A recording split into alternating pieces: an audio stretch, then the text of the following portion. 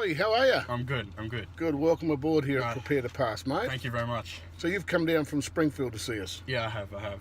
Tell us why. Share with the other students who are looking. Well, I was looking for a different option. I did another driving school and I don't think it was as effective. So I heard from a lot of my mates that this was a good one to go to. So I followed through with that. Oh, you're at St. Peter's College. Yeah, I am. Yep. Mm-hmm. So a lot of your mates have been through. Yeah, they have. Yeah. Good lot of the boarders coming here. Yeah, no, good guys. Yeah, well, that's been Funny great. blokes, yeah. And how have you found it then? Yeah, much more effective than where I was before. Very good. Fast tracked. So yeah. Oh yeah. Very good. Yeah. Yep. So what was the main difference that you noticed between where you were previously going with a well-known to Prepare to Pass, which is well-known? Yeah.